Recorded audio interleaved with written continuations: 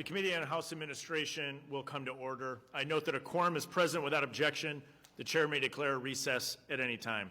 Also without objection, the meeting record will remain open for 5 legislative days, so members may submit any materials they wish to include therein.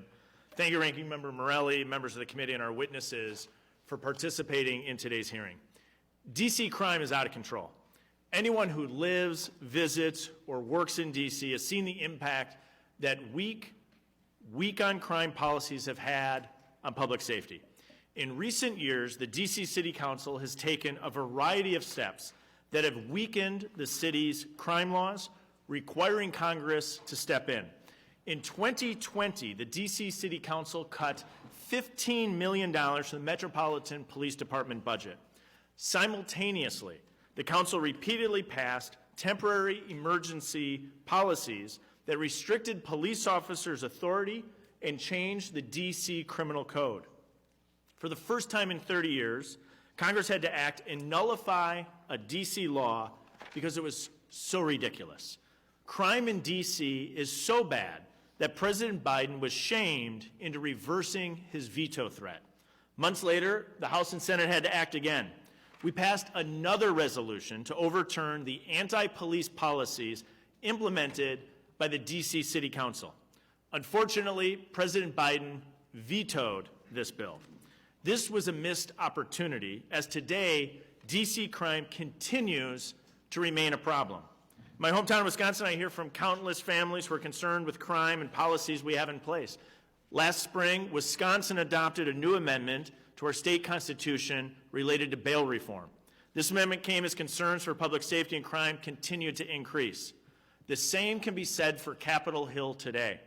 I hear from visitors and staff alike who share their concerns about crime in our nation's capital.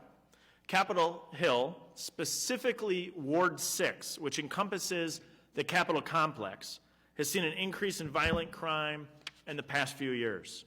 I'd like to note for committee record that we invited Ward 6 Councilman Charles Allen to our discussion today. The committee made several attempts, but unfortunately, Mr. Allen did not answer our request to participate in today's hearing. As chairman of the Committee on House Administration, I'm committed to ensuring our nation's capital and surrounding areas safe for every American family. I think we can all agree, whether you're here for a tour of the Capitol or to meet with your representative, every visitor deserves to feel safe. Each year, the Capitol Visitor Center alone welcomes an estimated 2.5 million visitors to our nation's capital. However, in the last year, we've seen a dramatic increase in crime in Washington, D.C., particularly near the Capitol complex. Let's examine the numbers. In 2023, violent crime was up 39% year over year in our nation's capital. There are over 6,800 motor vehicle thefts in D.C. There were 959 carjackings. For context, there were 152 carjackings in 2019.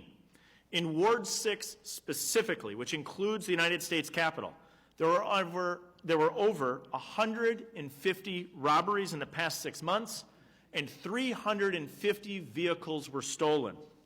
Last year, 2 of my colleagues were victims of crime. In September, I hosted a security briefing where we heard from 2 staff members who were mugged at gunpoint just down the street. These individuals shared their stories about the dangers of violent crime and the need to remain vigilant. Each of these statistics represents a staff member, a visitor, a member of Congress. As the Committee on House Administration, we're tasked with the oversight over the Capitol campus security. Rising crime in our nation's capital, particularly near the Capitol, has constrained resources for U.S. Capitol Police and the Sergeant-at-Arms. U.S. Capitol Police must devote more and more of their resources to increase threats against the Hill community. These resources may otherwise be spent on the U.S. Capitol Police's actual obligation and their core mission. As crime continues to remain a serious threat and concerns for members, staff, and visitors, I'm focusing on finding ways we can reduce violent crime in our nation's capital, in particular near the Capitol campus. Today, I'm looking forward to hearing from our witnesses about how violent crime threatens U.S. Capitol security. We'll explore the impact of soft on crime policies, and we must discuss how we can ensure the Capitol is safe and secure for all visitors and staff. As chairman, I'm committed to making Capitol Hill a safe place to visit and to work. With that, I'll now yield the ranking member 5 minutes for an opening statement. Thank you very much, Mr. Chairman, for convening us. Let me begin, first of all, by offering congratulations. I know we have some new staff here, a new parliamentarian, assistant parliamentarian, deputy clerk, so I want to congratulate these appointees and wish them the best as they take on these new responsibilities. And I certainly want to welcome our panel. First of all, always good to see Chief Manger. Thank you for your long service, Chairman Pemberton and Mr. Manguel. We're grateful for your service and for being here today. I don't think there's a responsibility I take more seriously as the ranking member of this committee than the safety of staff, visitors, and certainly members on and around the Capitol campus. And I've said this before, I'll say it in the future. The law enforcement has our back. It's critical that we have your back as well. That includes the United States Capitol Police, the Washington Metropolitan Police Department, as well as federal law enforcement agencies like the FBI and ATF. It's no secret that in 2020, during the pandemic, homicide and violent crime increased across the nation. Thankfully, while there is so much more that needs to be done, in 2023, violent crime and homicide rates dropped significantly. Last year saw one of the lowest rates of violent crime in the United States in more than half a century. Those aren't my observations, those are the statistics. Unfortunately, the District of Columbia has been the exception to the rule, and the congressional community has not been immune to this uptick in violence here. Members, as the chair has indicated, have been assaulted in elevators and carjacked, and staff have been brutally stabbed and robbed at gunpoint. So I'm pleased that the District of Columbia has taken some steps to address these issues. As I understand, earlier this month, the D.C. Council passed the Secure D.C. Omnibus Amendment Act, which contains about 100 provisions increasing gun violence penalties, expanding the definition of carjacking, addressing organized retail theft, and more. I must point out, however, that this is at least the fourth hearing convened by my colleagues on the other side of the aisle on crime in the nation's capital this Congress. Despite all the talk of armed robberies and shootings, I've yet to hear my colleagues meaningfully address the issue of common sense gun safety measures to keep guns out of the hands of criminals in the District of Columbia. On the contrary, the fiscal year 2024 Financial Services and General Government Funding Bill includes a policy rider advanced by my Republican colleagues that would permit concealed carry of firearms in the District of Columbia. It's astonishing that you would do that at a time when we're concerned about violent crime. Guns, and let's make this clear, guns make violent crime more violent and more deadly. And I struggle to reconcile my colleagues' concerns about violent crime with a complete disregard of the key driver of those crimes. There are no commercial gun stores in the District of Columbia, so the guns used here are from out of state. These guns are often acquired illegally through either straw purchasers or unlicensed sellers. Yet every single Republican on this committee who was here in last Congress voted against the bipartisan Safer Communities Act, which created the first federal criminal statutes for firearms trafficking and straw purchasing. Just recently, Capitol Police officers arrested a man just off Capitol grounds carrying a rifle he brought to the District of Columbia from the state of Georgia. Unless we take common sense steps supported by a majority of Americans, the American people on the question of illegal firearms, will never fully address or solve the violent crime issue here in Washington. That's why I've introduced the State Firearms Dealer Licensing Enforcement Act and will soon reintroduce the Gun Theft Prevention Act. These bills would crack down on gun trafficking by ensuring oversight and licensing requirements for firearm dealers and by granting ATF the tools to hold repeat offenders accountable. We also need to support the efforts of federal law enforcement partners like the FBI and ATF, who in the last few months have redoubled their efforts to track down and prosecute violent criminals in Washington, D.C. What we should not be doing at this time is to call for the defunding of the FBI and ATF. Finally, I'd be remiss if I didn't note the role the federal government plays in the local criminal justice system here in the District of Columbia. For example, when the Metropolitan Police reports to the city government much of the rest of the criminal justice infrastructure is federal, which creates serious coordination issues. In a tragic example of these issues, according to the chairman of the D.C. Council, the individual who stabbed Senator Rand Paul's staffer was released by the Federal Bureau of Prisons with no notice to the District of Columbia. He was supposed to go into custody or supervision of another federal agency, the Court Services and Offender Supervision Agency, which apparently did not happen. So the coordination is an issue we must address. I want to thank again our witnesses. I'm looking forward to your testimony and to the questions, and I look forward to the proceedings. So with that, Mr. Chairman, I yield back. Member yields back. Today we have a one-witness panel. We welcome Chief Manger, Mr. Gregory Pemberton, and Mr. Rafael Manguel. We appreciate being with us today and look forward to your testimony. Pursuant to paragraph B of Rule 6, the witnesses will please stand and raise their right hand. Do you solemnly swear or affirm that the testimony that you're about to give is the truth, the whole truth, and nothing but the truth, so help you God? Let the record show that the witnesses all answered in the affirmative. I'll now introduce our panel of witnesses. Our first witness is Chief Thomas Manger, who is the Chief of the U.S. Capitol Police. Chief Manger was appointed as Chief of Police in July of 2021. Chief Manger has served 45 years in the policing profession, including more than 2 decades as Chief of Police for 3 of the largest police agencies in the National Capital Region. Our next witness, Mr. Gregory Pemberton, is the Chairman of the D.C. Police Union. Mr. Pemberton joined the Metropolitan Police Department in 2005 and worked in patrol and vice in the 3rd District. In 2020, Greg successfully ran for the position of chairman of the D.C. Police Union and was reelected in 2022 and again in 2024. He currently serves and represents the 3,000 members of MPD's rank and file. Our last witness, Mr. Rafael Manguel, is a fellow at the Manhattan Institute. He's authored and co-authored a number of Manhattan Institute reports and op-eds on issues ranging from urban crime and jail violence to broader matters of criminal and civil justice reform. We appreciate all of you being here today and look forward to your testimony. I'll now recognize Chief Manger for 5 minutes. Chairman Stile, Ranking Member Morelli, and members of the committee, thank you for the invitation to testify regarding crime and safety in and around Capitol Hill. The Department greatly appreciates the committee's continued support of the men and women of the United States Capitol Police. Congress's support has been invaluable as we continued our work in addressing law enforcement demands within our jurisdiction and the dramatic workload increases in an ever-expanding volatile threat environment throughout the country. I want to start off with a very brief video. This is something that happened just 2 weeks ago. A lookout was broadcast for a robbery that occurred at the CVS on I Street Southeast.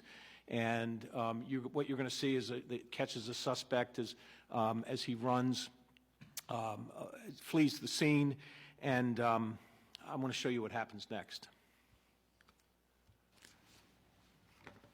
So you'll see here in a moment there's a black SUV that comes down the street and stops. There it is right there, and it's going to stop on the corner. And you see 2 women jump out of the SUV because they have seen the suspect fleeing down the street.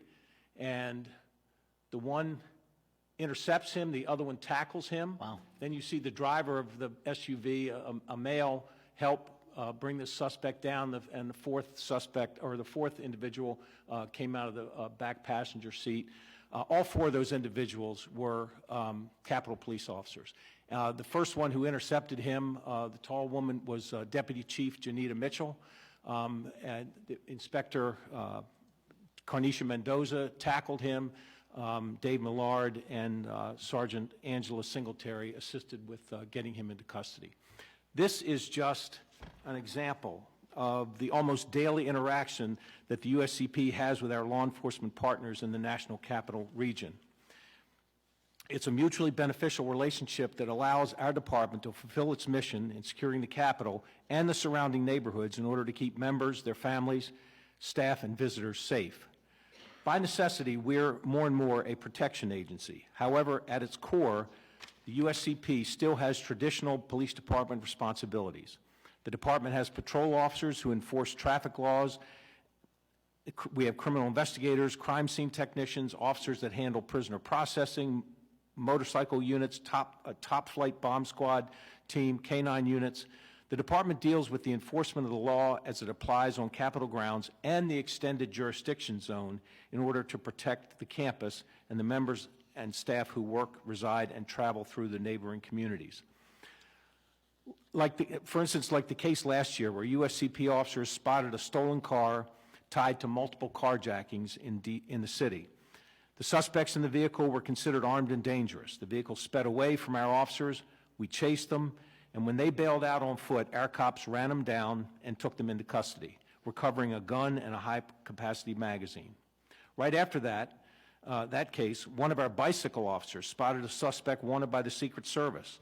Our officer took multiple knives and a chainsaw blade off of the guy. The Secret Service also found that the individual had fake police equipment in his car and charged him with impersonating a police officer.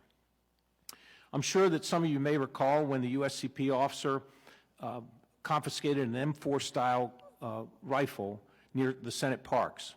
They stopped, that day they stopped the assault rifle from getting onto Capitol Hill. Even more recently, we made an arrest of an individual carrying a machete on Capitol grounds and arrested another individual for carrying Molotov cocktails just off Capitol grounds. Just last week, officers at the Capitol Visitor Center prevented a man with a hammer in his backpack from entering the Capitol. Over the course of the last 2 years, we've had a member attacked in their apartment building, a member and staff carjacked, and a staff member assaulted at the congressional baseball game. The fact is, our community, the members of Congress, their staff, their families, our visitors, don't just stay on Capitol grounds. Many live here when they're in session. For many, this city is their home away from home. The USCP works hand in hand with the Metropolitan Police Department of Washington, D.C. and our other law enforcement partners to keep people safe, and we patrol and respond to where our community lives, works, and plays when they're in the nation's capital. You each should have a map of our extended jurisdiction zone. We have full police authority in that zone. You should also know that the USCP has a roster of locations where many members reside when they're in session, and we regularly patrol and respond to those buildings and areas 24/7. Our partnership with MPD is as strong as ever. They never fail to assist us when needed, but our cops are out there as well. In conclusion, earlier this week, for example, we responded to an assault in the 400 block of New Jersey Avenue. We arrested the individual who struck a passerby with a tree branch. And then just a couple days ago, we responded at 3 o'clock in the morning to a man who was throwing bricks at the front of a house of a home on Maryland Avenue. We responded, we stopped the guy, and we took him into custody. The home that was damaged was adjacent to the home of a U.S. senator. The U.S. Capitol Police understand that our priority has to be this Capitol campus, but we also understand that our community doesn't just stay on this campus. And so we are working hand in hand with the Metropolitan Police Department in the areas in and around Capitol Hill when we have events outside in the city, but outside the Capitol or the Capitol Hill area. We send our folks there to ensure and enhance the safety in partnership with MPD. We will continue to do that, and I'm happy to answer any questions that the committee may have. Thank you, Chief Manger. And if I can, I think on behalf of all the members here, we want to extend our appreciation to all the men and women that serve in the U.S. Capitol Police. I think the 4 individuals you highlighted in that video who are involved in taking down a suspect, it's a reminder of how dangerous of a job all of our law enforcement officers have. And so we thank those 4, but it's the countless men and women that work at the U.S. Capitol Police. And so if you could extend our appreciation. Thank you. Appreciate it. Our next witness is Mr. Greg Pemberton, and you are recognized for 5 minutes. Good morning, members of the committee. Thank you for this opportunity to testify. As the chairman of the D.C. Police Union, I speak on behalf of approximately 3,000 sworn police officers, detectives, and sergeants who serve the District of Columbia as members of the Metropolitan Police Department. I'm a detective grade 1, and I've worked for the MPD for 19 years. I take great pride in serving the city. My testimony here today will be an effort to inform the committee on issues related to crime in the District of Columbia. I will try to answer 3 questions that I hear most often here in the district. Why is crime so bad? How did it get like this? And what can we do to fix it? My testimony will focus on how numerous actions by the D.C. Council, to include their rhetoric, has resulted in a mass exodus of sworn law enforcement officers and an exponential increase in violent crime. Beginning in June of 2020, the D.C. Council began introducing anti-police legislation designed, in their own words, to, quote, act accordingly to bend the arc of justice, end quote. I'd like to provide a list of just some of the legislation that the D.C. Council would introduce over the course of the next 2 years. The Comprehensive Policing and Justice Reform Amendment Act, the Strengthening Oversight and Accountability of Police Amendment Act, the Revised Criminal Code Amendment Act, Reducing Law Enforcement Presence in Schools Act, Law Enforcement Qualified Immunity Cessation Act, Law Enforcement Presence and Suppression Act, Law Enforcement Vehicular Pursuit Reform Act, the School Police Incident Oversight and Accountability Amendment Act, and the White Supremacy and Policing Prevention Act. The rhetoric that council members used when speaking publicly about law enforcement amounts to nothing short of virulent attacks on all police officers in the district. One council member stated in a public hearing, quote, I know for a fact there are police in the district who are bad actors and who have been going on without the proper penance, end quote. He felt the need for Metropolitan police officers to receive, quote, some kind of retribution. Other council members bragged about defunding the department or making, quote, the biggest reduction to MPD he had ever seen. In a hearing that took place just 2 weeks ago, many council members became apoplectic when there were proposals to roll back just some of the legislation that I mentioned earlier.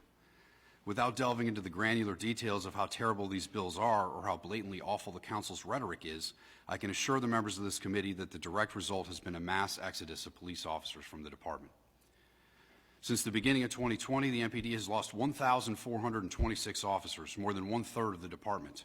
540 of those separations, nearly 40%, were resignations, employees who just walked away from a career with the MPD. The MPD currently has over 500 vacancies for the position of sworn officer, and our chief of police has testified that it will take over a decade to fill them. These dangerously low police officer staffing levels take away valuable resources from our ability to respond to and investigate crime. Losing patrol officers and detectives impedes the department's ability to close cases and to engage and speak with victims in a timely manner. Crime stats in the district closing out 2023 are absolutely staggering. Homicides have reached 274, a 35% increase. Carjackings reached 958, a 105% increase. Robberies were up 67%, and violent crime overall went up 39%, and all crimes went up 26%. These statistics I have mentioned are citywide. If one parses out the data to the neighborhood level, some of these communities have grown to look like war zones. The district's Ward 6, which encompasses the Capitol, Downtown, Navy Yard, Eastern Market, Barracks Row, and Capitol Hill, experienced a 188% increase in homicides, a 66% increase in robberies, a 42% increase in sex assaults, a 57% increase in carjackings, and a 44% increase in violent crime. Over the past 3.5 years, our union has been sounding the alarm about this problem to anyone within earshot, including the D.C. Council. We try to inform our elected leaders of the unintended consequences of these policies. Unfortunately, we've been ignored. D.C. residents and business owners are under siege. Members of Congress are being assaulted and carjacked. Your congressional staff members are being robbed and stabbed. Tourists and visitors, your constituents, are being targeted and attacked. Yet the D.C. Council fails to admit that their policies have played a significant role in this outcome. Now, almost 4 years later, we have all seen the results of D.C. Council's experiment. The empirical data is in, and we know for a fact that their efforts have been an abject failure, resulting in thousands of more victims of crime for the city. The lasting impacts of these horrible policies will not be fully realized for some time, and the efforts to repair the damage done could take decades without swift and thoughtful actions. If we do not undo the failing policies put in place by D.C. Council that are pushing our police officers to leave MPD, crime will continue to rise and thousands more victims will be subjected to crime and violence. The purpose of my testimony here today is to inform the committee on this ongoing crisis that exists in the district and to publicly state that we are prepared to assist in any way we can. Again, I thank you for the opportunity to testify, and I